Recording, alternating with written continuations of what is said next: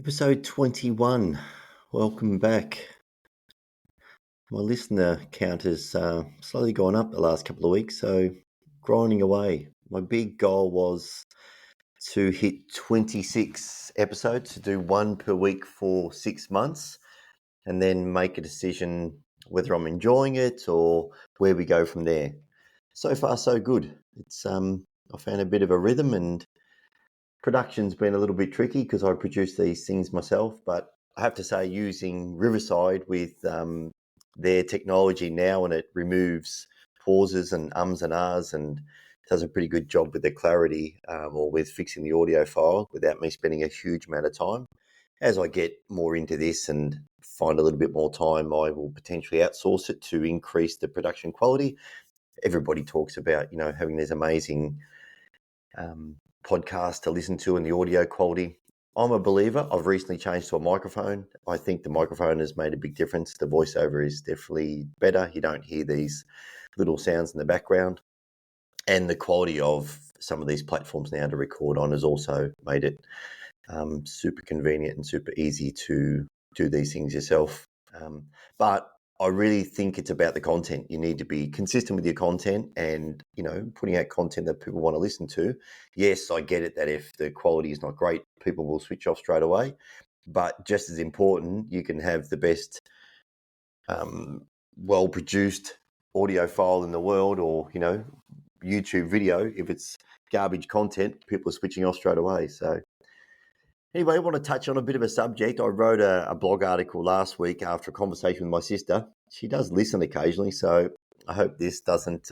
Maybe she skips this episode, or she'll be on the phone to me straight away saying one of my podcasting and blogging about her. But it was titled "How do we get the health message out?"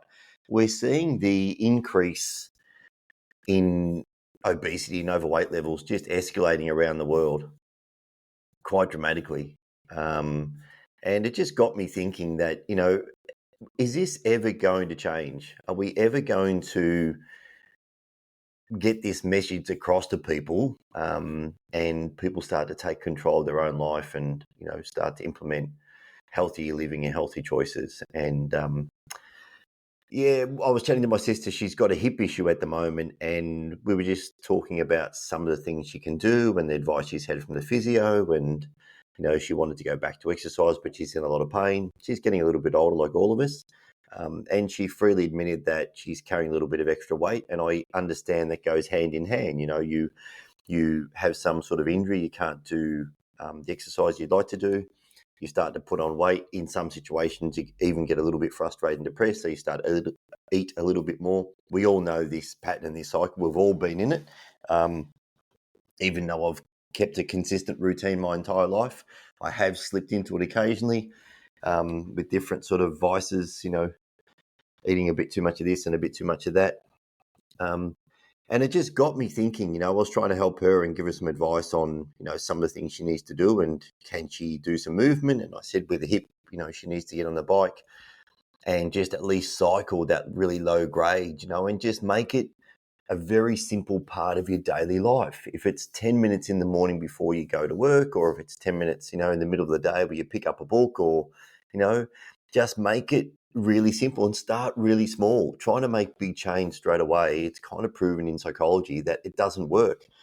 I was listening to a great podcast, The Diary of the CEO, the other day with Jordan Peterson. Actually, it may have been this morning. And they were talking about, he's a psychologist, and he was talking about when people come to see him about the change and how slow this change can be. And there was somebody that hadn't cleaned their bedroom for 20 odd years. And he said to the guy, you've got to start with one drawer. Open one drawer and think what you could throw out of that drawer or tidy in that drawer. Anyway, the guy said what he did do, he went and got the vacuum cleaner and put it in his room.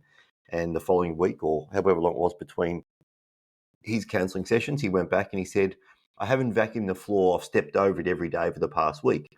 And, Jordan Peterson was saying that he wasn't disappointed in that. He said, because it's human nature, like that was too big a step. He said, so then I try to find a way how to break that step down even further.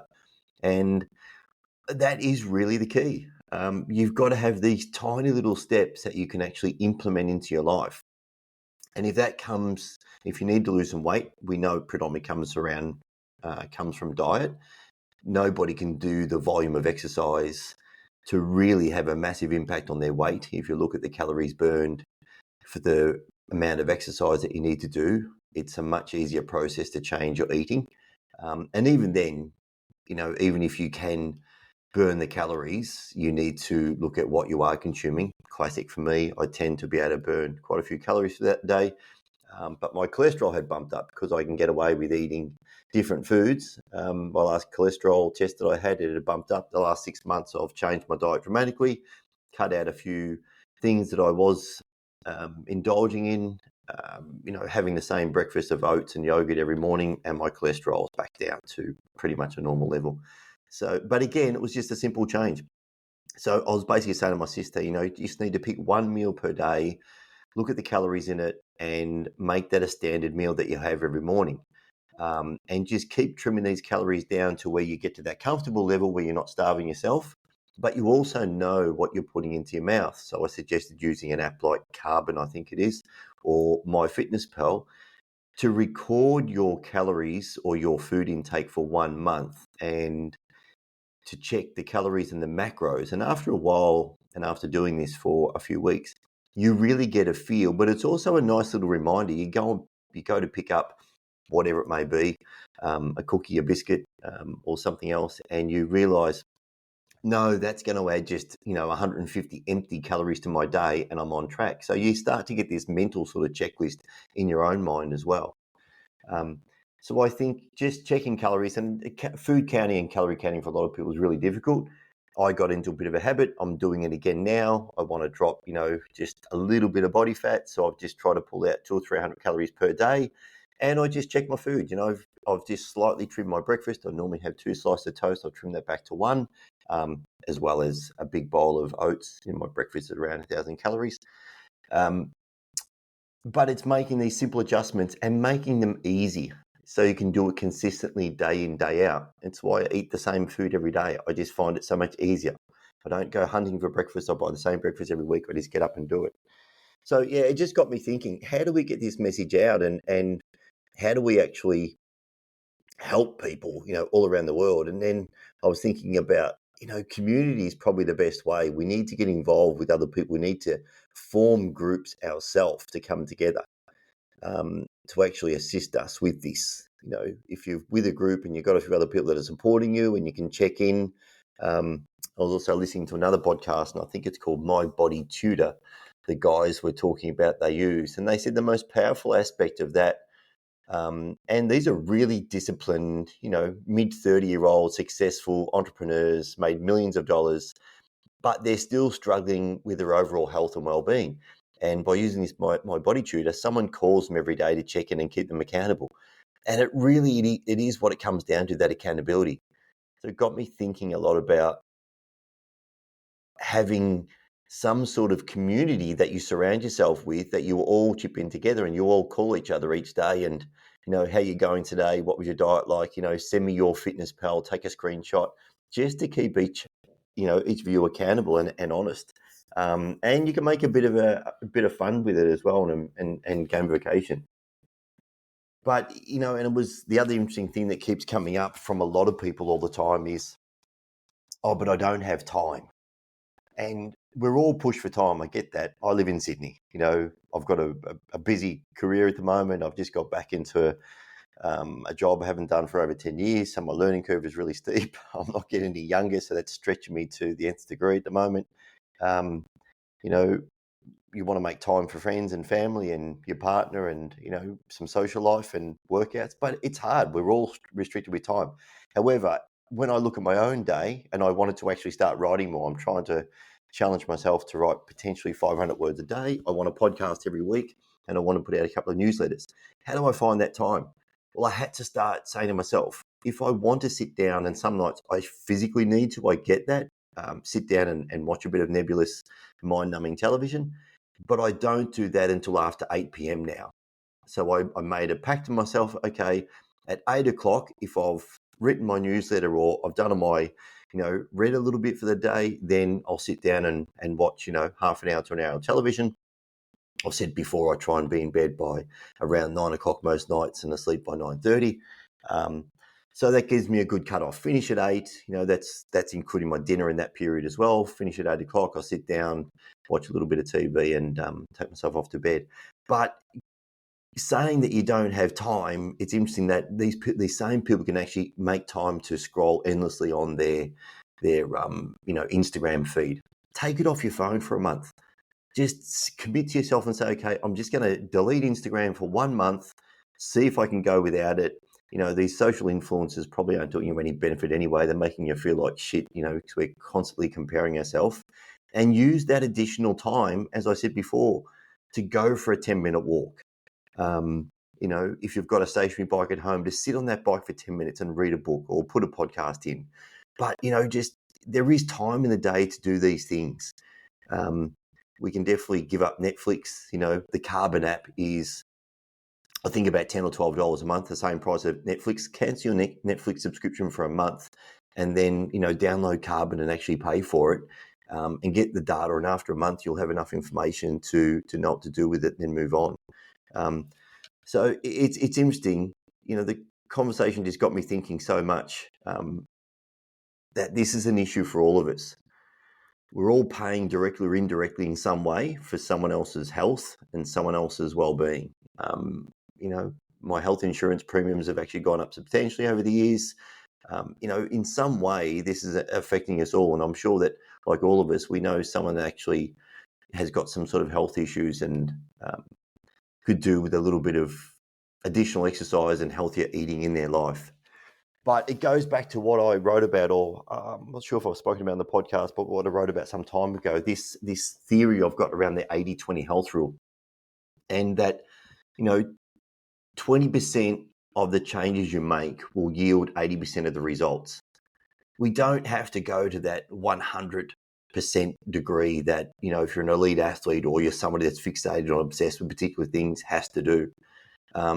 Making those, by and large, those larger changes, there's 20% of the changes by cutting your food calories, moving your body a little bit more, cutting down on some of the social media time, you will get 80% of the results that you're looking for. Most people don't want to be walking around, with a six pack.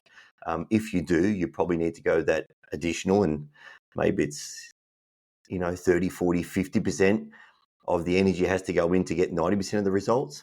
But 20% will yield you a big change if you put some of those small things into place. And no one's saying that you have to give up everything. It's not about giving up everything. It's about finding the balance and cutting back on some things. And I think it's really important, if you are going to or want to make some of these changes in your life, that you need to find things that you will stick to. And the one thing that I said is, exercise needs to be so much fun. I don't find exercise fun every day, and I think that word can be overused, but you have to find something that you will enjoy. And if it's Pilates, then, make it Pilates. Make it once or twice a week that you go to Pilates and the other days you walk. If it's a gym, you go to the gym. But you've got to find something that you can build into your life and enjoy over a lifetime, over a long period. It's not just tomorrow, the next day, for a month. Find something that will stand you in good stead for a very long time over the next 10 years. Have a 10-year plan, not like a five-minute plan up the road. Protein. I think protein's just a massive thing. I don't think enough people consume enough of it. I definitely wasn't, and I work out a lot. But when I looked at my protein consumption using these macro apps, I realized that I was probably 40 grams down per day. So one of the things I did do was go to a protein powder and started to use a protein powder every day. And I got myself up to around that 160 grams, 2 grams per kilogram of body weight, or 1 gram per pound of protein per day. And that's looking at getting protein at each meal, getting your protein in at breakfast. If you need a snack throughout the day, whether it's a boiled egg or some other sort of form of snack, making sure it's got some protein in that snack, protein for lunch, and obviously a protein and for dinner. There is a bit of a theory, and I haven't delved into the science around a lot of it, but I have read it a few times, that having, a good dose of protein in the morning between 30 and 50 grams will assist in weight loss, but it definitely will fuel your body long enough that you don't feel extremely hungry. That's the one thing that will do. So I've written 5 points down when I was chatting to my sister that I got off the phone, and I jotted these down that I was thinking about and chatting to her about. The other one's change your shopping habits.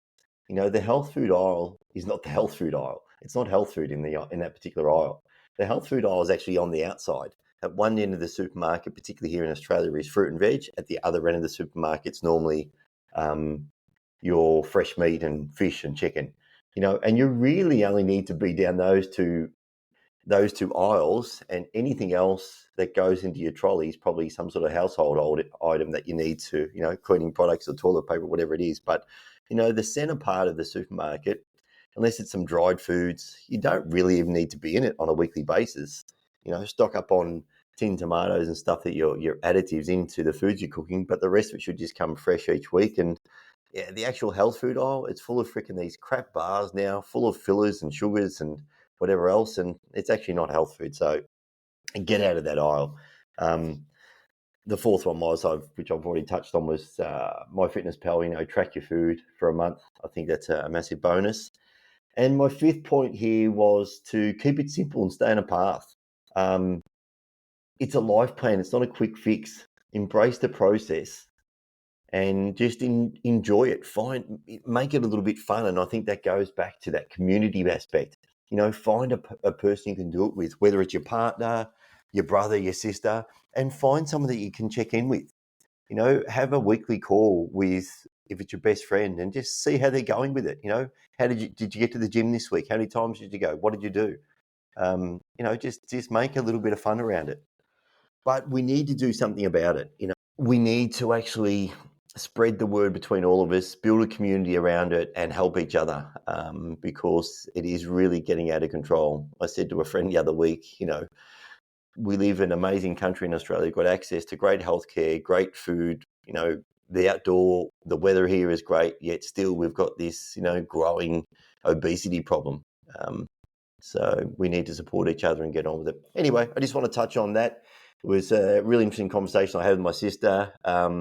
I want to actually chat to her, if she's not listening to this, about checking with her each week and just trying to assist her and seeing what we can do to get her back in that path. She's not an exerciser, which I understand. She has got a bike at home, and you've got to even find something to encourage you to get on the bike. If that's putting an earpods in. I love just get on the bike and the stationary bike in the gym and listen to my podcast, or, I will put something on YouTube that I'm interested in. I'll watch that, but that's how you can sort of burn some time, because even my brain wanders quite a lot compared to how it was when I was younger, where I would just go out for that, 20 and 30-minute run with no music and just enjoy the surrounds. Anyway, stay healthy, have a great day, and bye for now.